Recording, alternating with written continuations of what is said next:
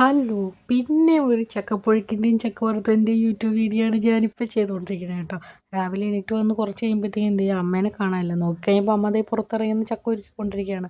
ഇതാണെങ്കിൽ വറുക്കാനുള്ള ചക്ക റെഡിയാക്കി വെച്ചേക്കാണ് കേട്ടോ. ഇനി നമുക്ക് മൊത്തം ഈ ചക്ക കൊണ്ടുള്ള വിഭവങ്ങളായിരിക്കും. ഞാൻ പറഞ്ഞില്ലായിരുന്നു നമ്മളിങ്ങനെ മുളഞ്ഞ് സെറ്റ് ചെയ്യണ ഇതുപോലത്തെ സാധനത്തിലാന്ന്. ഭാഗ്യം കൊണ്ട് ഒരു നാനിയും ഫാമിലി ഇതിനകത്ത് വന്ന് പെട്ട് മരിച്ചിട്ടില്ല കേട്ടോ. അപ്പോൾ ഞാൻ കുറച്ച് പച്ചച്ചക്ക ഇങ്ങനെ തിന്നുകൊണ്ട് എടുക്കുകയാണ്. അതിൻ്റെ ഇടയ്ക്ക് ഇവനക്കും കൊടുത്തു വിട്ടോ 1-2 ചുള. ഇവനും ഇഷ്ടമാണ്. ഇവന് പിന്നെ തിന്നുന്ന എല്ലാ സാധനങ്ങളും ഇഷ്ടമാണല്ലോ.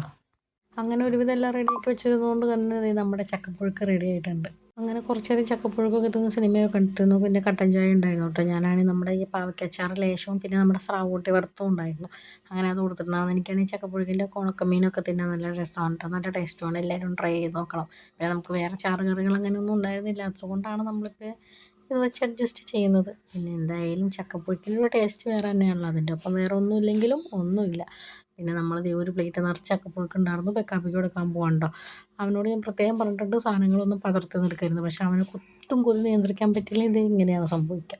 പിന്നെ ചക്കപ്പുഴുക്കൊക്കെ ആൾക്ക് കൊടുത്തു കഴിഞ്ഞപ്പോഴാണ് ഈ കോഴിക്കുട്ടികളൊക്കെ ഒരു വലിയ സമരജാഥ പോലെ നിൽക്കുകയാണ്. അവർക്കൊന്നുമില്ലേന്ന് വിചാരിച്ച്. പിന്നെ ഞാനാണെങ്കിൽ പാവം എത്തിയിട്ട് കുറച്ചധികം ചോറുണ്ടായിരുന്നു കേട്ടോ. അപ്പോൾ ആ ചോറും കൂടി എടുത്ത് അങ്ങോട്ട് കൊടുത്തിട്ടുണ്ട്. അതൊക്കെ തിന്നുകൊണ്ടിരിക്കുകയാണ്. തിന്നുമ്പോൾ ഇവർ വളരെയധികം സൗമ്യതയും ശാന്തതയും ഉള്ള പിള്ളേരാണ്. അല്ല എങ്കിൽ നമ്മുടെ പൂവന്മാരെ പോലെ കൊത്തും ബഹളവും ഒച്ചപ്പാടും. എൻ്റെ ദൈവമേ, ഒരെണ്ണത്തിന് ഓടിക്കുന്നു, അതിൻ്റെ പൂവൊക്കെ കൊത്തി പറിച്ച് കൊല്ലാക്കൊല്ല ചെയ്യുന്നു. അതൊക്കെയാണ് ചെയ്യണത്.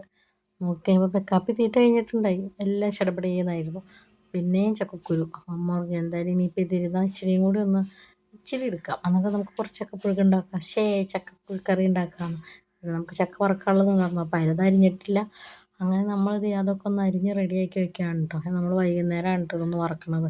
കാരണം നമുക്ക് എണ്ണ ഓയിലൊക്കെ എന്തെങ്കിലും വേണമല്ലോ. അപ്പോൾ അത് വന്നിട്ട് വേണം വറക്കാനായിട്ട്. അപ്പോൾ അതുകൊണ്ട് ആൾ വരുന്നവരെ നമ്മൾ വെയിറ്റ് ചെയ്യണം. പിന്നെ ഈ ചക്കക്കുരുവൊക്കെ ഒന്ന് റെഡിയാക്കി സെറ്റ് ചെയ്തെടുത്തു കേട്ടോ. കുറച്ചാണ് എടുത്തിട്ടുണ്ടായിരുന്നുള്ളൂ. അപ്പോൾ ഓയിലൊക്കെ ആയിട്ട് ആളുകൾ വന്നിട്ടുണ്ട്. അങ്ങനെ നമ്മുടെ ചീഞ്ചട്ടിയിലേക്ക് എണ്ണയൊക്കെ ഒഴിച്ച് നല്ലപോലെ വറുത്ത് കോരിയെടുക്കുകയാണ്.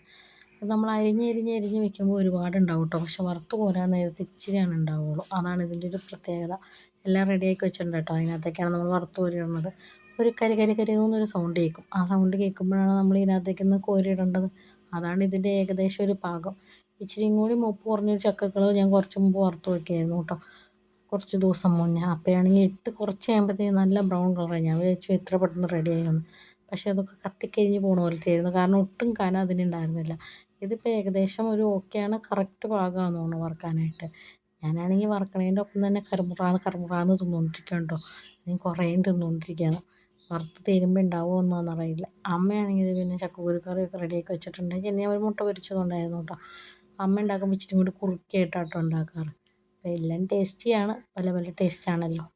അങ്ങനെ പിന്നെയും ഈ ചക്കക്കുരു കറി. എപ്പോഴും ഈ ചക്കയുടെ സീസൺ ആയി കഴിഞ്ഞാൽ ചക്കക്കുരു മാങ്ങക്കറി നിർബന്ധമാണല്ലോ. പിന്നെ നമ്മുടെ രാവിലത്തെ ചക്കപ്പുഴുക്കും ഉണ്ടായിരുന്നു. അങ്ങനെ ചക്കപ്പുഴുക്കും മുട്ട പൊരിച്ചതും ചക്കക്കുരു കറിയും ഒക്കെ കൂട്ടി ഒരു പിടുത്തം അങ്ങോട്ട് പിടിക്കാമെന്ന് വിചാരിച്ചു.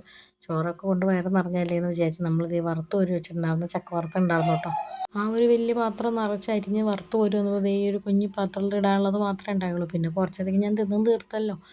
ഇനിയിപ്പോൾ ഇച്ചിരിയും കൂടി തിന്നാമെന്ന് വിചാരിച്ച് ഞാൻ വാരി വയലേക്ക് ഇട്ടുകൊണ്ടിരിക്കുകയാണ് നിങ്ങളിപ്പോൾ കണ്ടുകൊണ്ടിരിക്കുന്നത്.